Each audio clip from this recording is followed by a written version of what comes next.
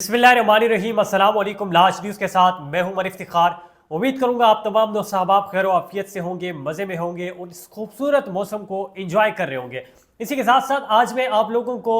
जो ताज़ा तरीन खबरें हैं, ख्वाह वो सुप्रीम कोर्ट से हो या हाई कोर्ट से हो, इस हवाले से मैं आप लोगों को बताता चाहूँगा। शरफजल मरवत साहब ने भी अहम बयानात दिए हैं, इस हवाले से भी हम आज डिस्कस करेंगे। इसके साथ साथ अली अमीन गंडापुर साहब, जिससे पूरी मुस्लिम लीग नून जो है वो खौफजदा है, वजह क्या है और उन्होंने क्या अहम मुतालबात जो हैं वो रखे हैं, आज इस पर भी डिस्कशन करेंगे। फाफेन एक इदारा है इंटरनेशनल और उन्होंने एक मुतालबा किया है कि चीफ इलेक्शन कमीशन जो है ये नाकाम हो चुके हैं और इस्तीफ़ा दें, वजह क्या है, इस हवाले से भी आज हम डिस्कस करेंगे। और जो साबका कमिश्नर रावलपिंडी है, आया वो सच्चे हैं या झूठे हैं, इस पर मैं पहले भी वीडियोस बना चुका हूँ, लेकिन आज तफसीलन बताऊँगा। और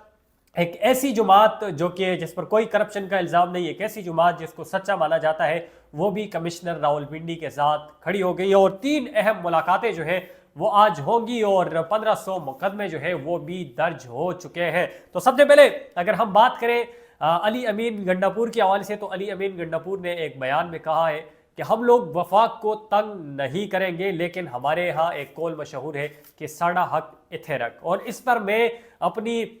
मुकम्मल कोशिश करूंगा कि वफाक से अपना हक जो है वो लूँ। मुझे इस बात का बखूबी इल्म है कि आजकल पाकिस्तान की मईशी हालत जो है वो दुरुस्त नहीं है, पाकिस्तान जो है वो बहरान का शिकार है, लेकिन इसके बावजूद हम कोशिश करेंगे कि पाकिस्तान को, वफाक को और सूबों को साथ मिलाने की कोशिश करें, साथ चलाने की कोशिश करें, और जो भी हमारे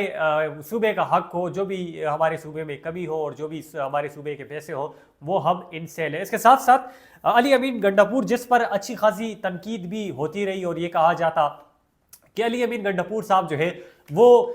इस सूबे को संभाल नहीं सकेंगे और दीगर की ये गुंडा है, बदमाशी करेगा और अपने जो बदले हैं वो लेगा, इस तरह का तासुर जो है वो अली अमीन गंडापुर के हवाले से पाया जाता है। लेकिन आज उन्होंने अपना मंशूर जो है वो सामने रखा है और आज वो इमरान खान से मुलाकात भी करेंगे। मुलाकात के बाद जो भी तफसीलात आएंगी उस पर भी हम आपके साथ शेयर करेंगे, लेकिन उससे पहले जो उन्होंने बातें की वो ये कहा कि हम वफाक से जो भी पैसे लेंगे वो खैरात नहीं होगी बल्कि वो हमारा हक होगा। एक तो उन्होंने ये बात की, और दूसरा उन्होंने ये कहा कि हम अपने सूबे में बेरोज़गारी को ख़त्म करेंगे। नौजवानों के हवाले से उन्होंने बड़ी अहम बातें की कि नौजवान जो है वो बेरोज़गार होते हैं और सरकारी नौकरियां जो है वो इतनी नहीं होती कि नौजवान सब उसमें आ सके और उनके घराने जो है वो बेहतर हो सके। हम इनके लिए रोज़गार का बंदोबस्त करेंगे, जो अच्छा रोज़गार होगा वो हम इनको देंगे। और इसके साथ साथ ख़वातीन के हवाले से वो शख्स जिस पर तनकीद होती रही कि ये जुल्म, जबर और ख़वातीन के हुकूक का भी ख्याल नहीं रखेगा, आज उन्होंने ख़वातीन के हुकूक के हवाले से बात की कि ख़वातीन के जो भी हुकूक होंगे, जो भी मसले होंगे दरपेश, गाँव लेवल तक हम जाएंगे और उसको हल करेंगे। इसके साथ साथ मैं आप लोगों को बताता जाऊँ, कमिश्नर रावलपिंडी जिसको मरीज भी करार दे दिया, जिसको साइको भी करार दिया, और वो एक ऐसी स्टेज पे बैठा जिसके अंदर डिप्टी कमिश्नर, जिसके अंदर असिस्टेंट कमिश्नर और वो सब कमिश्नर को जवाब दे। और उन्होंने एक सच कहा जो कि सोशल मीडिया पर चला, जो कि प्रिंट मीडिया पर चला, उसके साथ साथ जो कि इलेक्ट्रॉनिक मीडिया पर चला। आज जो एक बहुत बड़ी जुमात और उसके तर्जुमान ने उनकी तायीद की और साथ ये कहा कि जिस तरह जिस शख्स का ज़मीर जागेगा और जो जो सच बोलेगा तो फिर दांधली कराने वालों का क्या होगा। ये किसकी तरफ इशारा है इस पर मैं बाद में तज्जिया करूंगा, लेकिन जमाती इस्लामी ने भी ये कहा कि हमारी भी वही मुतालबा है, हमारा भी वही मिशन है, हमारा भी वही कॉल है जो कि कमिश्नर रावलपिंडी ने कहा कि इंतखाबात में धांधली हुई है। और अगर सबसे ज़्यादा कोई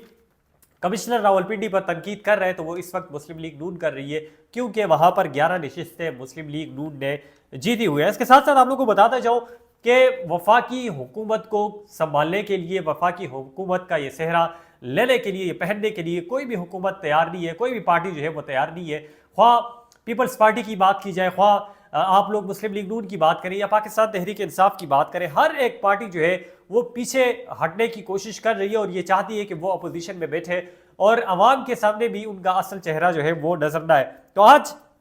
नवाज शरीफ इस्लामाबाद पहुंच गए हैं और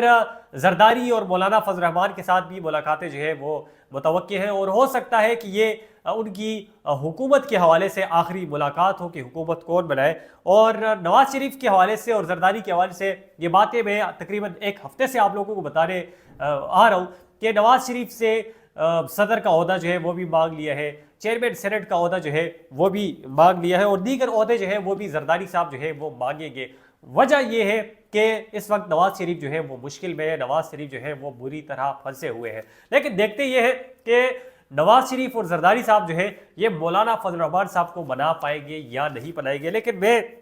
यहाँ पर ये अपना तज्जिया दूंगा कि मौलाना फजल रहमान साहब जो है वो मुश्किल है कि अब मान जाए। पहले मैंने कहा था कि मौलाना फजल रहमान साहब को अगर वजारतें दे दी जाए तो हो सकता है कि मौलाना फजल रहमान मान जाए, लेकिन अब हालात कुछ ऐसे हैं और तज्जियाकार जो है वो भी अपने तज्जिए जो है रोज़ बरोज़ बदल रहे, तो लग ऐसे रहे कि मौलाना फजल रहमान जो है वो भी अब न माने और वो अपोजिशन में बैठे। इसके साथ साथ अगर हम बात करें इस्लामाबाद में मार्च के हवाले से, तो इस्लामाबाद में मैंने आपको बताया कि दफ़ा 144 लगा हुआ था और दफ़ा 144 के बावजूद शरफ अफजल मरवत साहब ने और दीगर पाकिस्तान तहरीक इंसाफ के दोस्तों ने रैलियाँ निकाली और धांधली के खिलाफ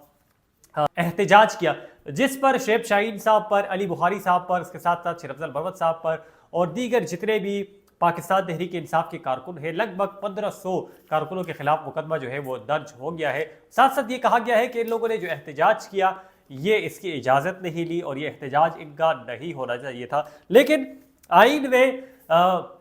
हर में इस चीज़ की इजाज़त है कि आप लोग एहतजाज जो है वो कर सकते हैं और कानून के अंदर रह कर सकते हैं। उसके साथ साथ आप लोगों को बताता जाऊँ कि शरफ अफजल मरवत साहब ने भी बड़े बयानात दिए हैं। इलेक्शन कमीशन की बाहर मीडिया से बातचीत करते हुए कहा है कि इंतखाबात जो हुए हैं इसमें धांधली हुई है और इलेक्शन कमिश्नर ने भी सच कहा है, लेकिन अब उसको जहनी मरीज जो है वो करार दे दिया है। नून के हवाले से ये कहा है कि नवाज शरीफ जिस सीट पर जीता है